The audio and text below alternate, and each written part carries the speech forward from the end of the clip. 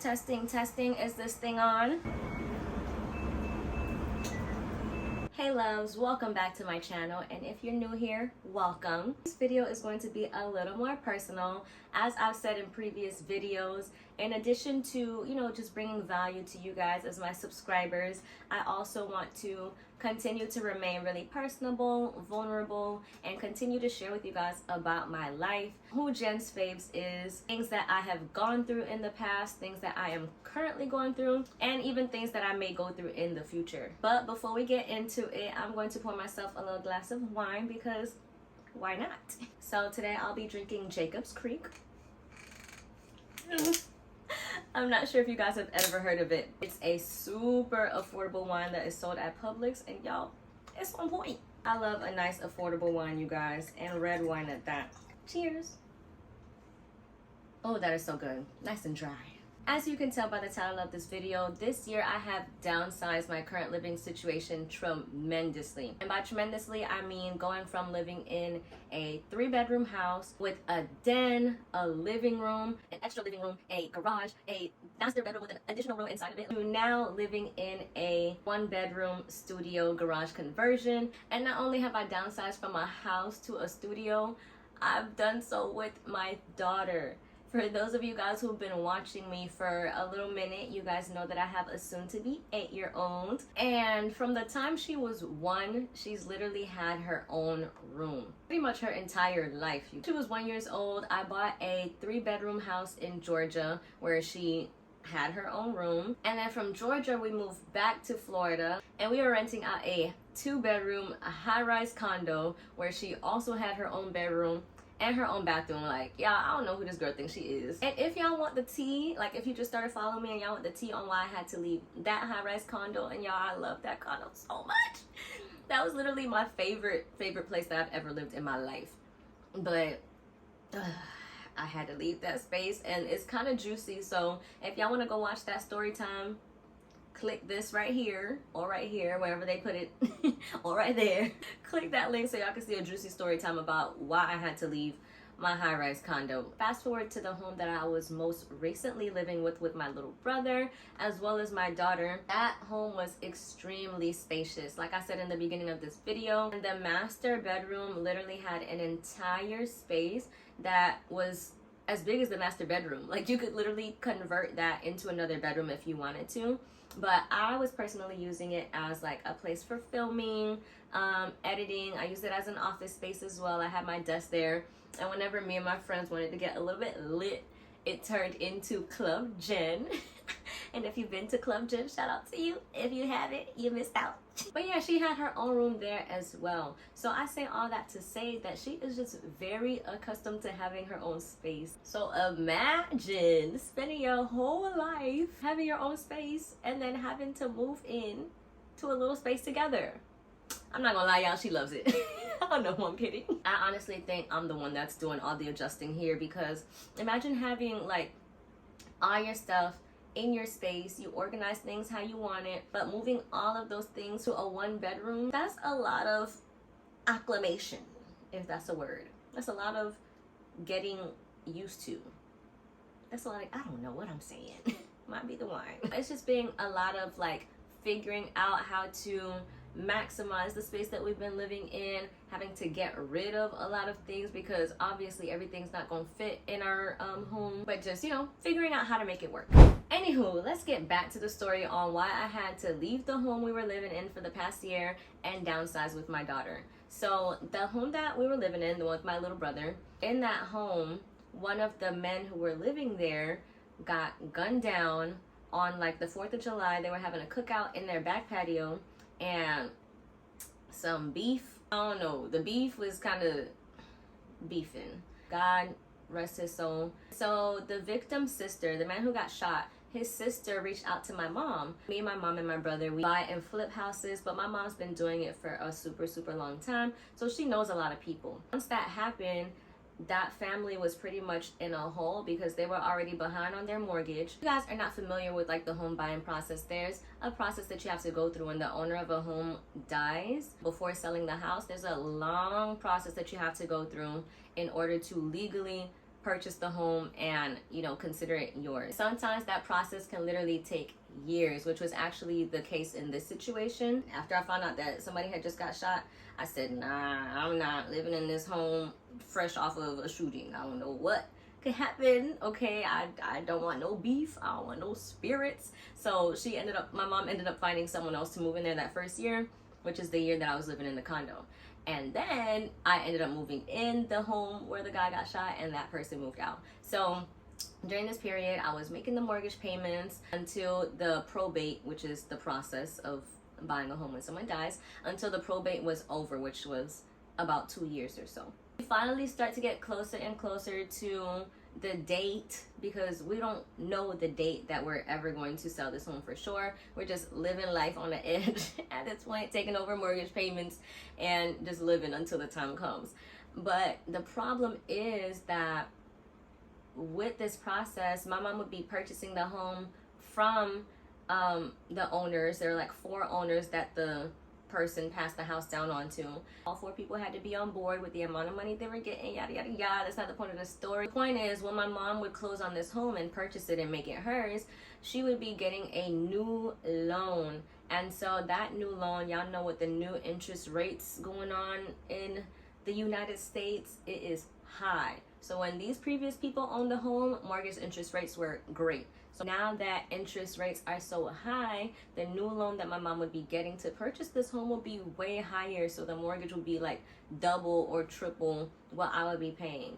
And so my mom said, if I can't afford to pay double or triple the amount that I'm paying now, I'm sorry, girl, you're gonna have to go. And so I told my mom, like, I can't pay double or triple, no rent, nothing. I'm sorry, I can't. She always tries to come up with solutions. She's like, all right, you, your brother, and Kyrie, which is my daughter, she said, y'all can come stay with me back in the house that we used to live in with her. We would get our bedrooms back. I think she was gonna convert her garage into like a room for me and my daughter. So it would kind of be the same, except now I'm just not with her. All of a sudden, you know, as the time gets closer and closer for us to move out of the house, this lady says, I need to have a talk with you. And the talk basically said that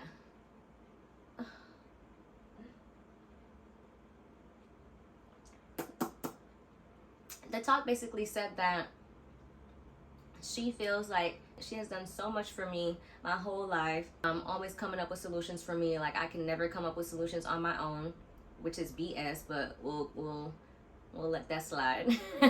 And she says that she feels like she's been enabling me from branching out and growing and becoming the woman that I'm supposed to be. Okay? Oh, this is BS. Straight BS, because we'll save that for another story time. Now I'm pretty much stuck, because I'm like, I thought I had somewhere to live. I wasn't searching for anywhere to go, and the closing is coming up. Like, we're all gonna have to move out of the house. She's letting my brother stay with her because he's a lot younger than I am.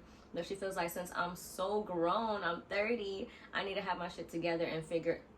I try not to curse, but I feel it. I need to have my ish together and figure it out on my own. So now I'm like, where in the world am I gonna go? I don't have anywhere to go. I have a daughter, and it's just like so last minute. Finding a place in Miami is expensive as God knows what. Like, I have my back up against the wall at this point. Finding a place to stay within that amount of time would be like finding a needle in a haystack, or whatever they say. This was not happening. And I told myself, you know, like, if I let this stress me out, I would literally stress myself into a hole, and I am not going to do it. I am not about to stress, okay? Like, this might be happening to me, but I said I am not about to stress. So when I tell y'all, I put that thing into God's hands. I say, God, I don't want this stress. Take it away. It's yours. I am not stressing about this. I really could not. I was already going through too much to have to stress about a whole nother thing. God is yours. Take it, please, and thank you. Guys, I really just started getting deep into prayer and telling God that, you know, I know that whatever plans he has for me and my daughter, that we will be good, because God has never steered me the wrong way. Like, I might go through the valleys and the the what is it? The mountains and the valleys, but I always end up back on top. So I said, you know what, God, you always bring me through things. You always pull me out of the valley, right? The valley, the trenches. You always pull me out of the valley or the trenches, whatever you want to call it. I said, whatever plans you have for me, I know that we are going to be good. Out of the blue, my cousin that I'm super, super close with, she hits me up and she tells me that a tenant that she had been renting her, this used to be her beauty room, she turned it into like a rental property so she could rent it out. And there was a tenant that had been living here for a while, and after a while, I think around COVID time, he just stopped paying his rent. And they had been trying to get him to leave for the longest, and he just would not leave, and he was not paying the rent. Like, what? They are too nice, and I don't know what laws there are about renters, but they just would not kick him out or evict him. Out of the blue, my cousin calls me, and she's like, the tenant that was staying in her beauty room packed all his things, and he left. And you guys, I know God makes no mistakes. I know nothing is accidental. Everything is planned exactly how it's supposed to happen. So it was not a coincidence that out of the blue, around the same exact time that I'm needing somewhere to live with my daughter, this man who had been staying here for months and months and months without like paying his rent just up and leaves. I just know God. He always puts things together in a specific order so that you know it's him. When my cousin told me that, I asked her what the rent price was. I really didn't have like intentions on moving here because, like I said before, like just the idea of moving into a one-bedroom with my daughter and sharing a space with her was kind of freaking me out. Even though that's what I was going to do at my mom's house. Like at my mom's house, it would be a little more convenient because there's also a room in the house that my sister stayed in, and she's not there 24/7. So my daughter could always be in that room while I could be in my own space. So we would still kind of have our own spaces, but here it would be like just us. In my mind, I was telling myself that moving into a one-bedroom with Kyrie was not going to be it for me. So I asked her the price. She told me, and I was like, okay. I slept on it for like a few days or so. I prayed about it. And in my mind, I had this price set in my mind, which was just a little bit lower than the price that she said she was renting it for. So I had it in my head that I was going to ask her if she couldn't find a tenant to rent it at the price that she had it listed for, would she rent it for me for this specific lower price that I had in my mind if she didn't find someone to move in. Now, the reason I say I had this in my mind because I didn't want to ask her. I never like people feeling like I'm getting over on them or I'm using them just because they're family or just because they're friends. Like, I never like having that feeling of using people. And I don't use people. I don't want to use people. I don't want people to feel like I'm using them. So I just said I'm not going to ask her until I'm ready. One day, me and my cousin were hanging out as we usually do, and we were just having a conversation, and we were talking about my situation, like the situation I had been going through of not knowing where I was going to live. And she was just like expressing her feelings. Like, she loved expressing her feelings. She was like, Jenny, you can move into my beauty room and you don't even have to pay full price. Honestly, you can move in and pay blank price. And by blank price, yeah, hold on, because this is a very pivotal moment in the story. Let me get a drink. Can y'all believe the price that she said I could pay to move into her beauty room was the same exact price that I prayed about and asked God if, you know, if I could muster up the courage to ask her, would she let me move in for a lower price? We would be all for it. We would be willing to move in. She said the same exact price that was in my prayer, in my mind. She's like, Jenny, you can move in for blank price. You don't even have to pay full price. When I tell you guys, I started crying in that moment. And I have chills right now. Because when God reveals himself to you, when God reveals the things that he's doing for you, he reveals it in a way that you can't say it's anyone else but God that's doing this. Y'all, I went from not knowing where I would be going in the next 30 days, not knowing how I would be getting all of my stuff from an entire house, to a storage to move into this home. And when I tell y'all, my family and friends came through like no other. Like, I have such a great support system, and you know, all of that was revealed to me in that little 30-day segment. Less than 30 days, honestly. All of that was revealed to me within that time period, and God showed up for me, my family showed up for me, my friends showed up for me. Like, everybody was just showing up out of nowhere to help me. But I just honestly want to share with you guys 3 things that I've learned from this situation. Okay, so I felt like number 1 is to really just always look at things in a positive light, because I could have looked at that entire situation in a negative light. I could have taken my mom telling me that me and my daughter could not move in with her and been angry. I could have not talking to her. I could have just taken it down a negative path. My mindset has completely shifted 100%. I personally know the relationship that I have with my mom, and I know that when we're in the same space for too long, it causes conflict. I know that. But when she offered to allow me and my daughter to move into her home, I thought about it for a little bit, and I was kind of wary to even say yes, but I knew we had nowhere to go. So I was like, all right, I guess I'll suck it up. I'll move in. I didn't tell her that, but in my mind, I'm like, I'll just suck it up and move in because we have nowhere else to go. But even after I told her yes, I prayed about it. I said, God, if I'm not meant to move in with my mom, please send me a sign, a signal, something. Please. And lo and behold, he sent her right to me to tell her I can't move in. God is funny. You funny. He sent her right to me because I ain't had the balls to go to her and say I didn't want to move in. He sent her to me to do it for me on my behalf. So when you ask God something, you better be ready for the answer, because he will give it to you.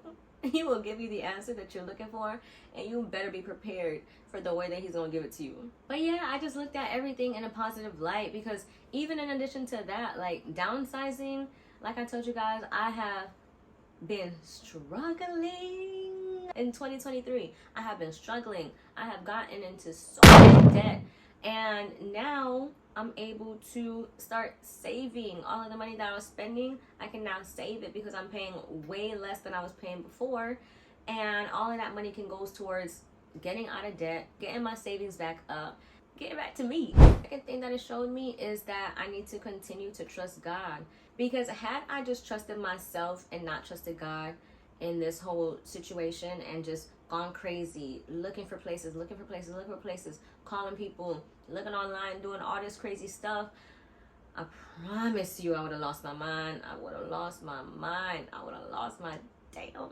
mind. I would have let myself down. Forget me. I want to trust God. I'm not stressing about this. And like I said in one of my previous videos, I am no longer stressing about the things that I can't control. And in my mind, I felt like that was something that I could not control. Even though I probably could have, I didn't want to. I'm not gonna lie, I didn't want to. So I said, God, I'm just going to trust you. And I trust you.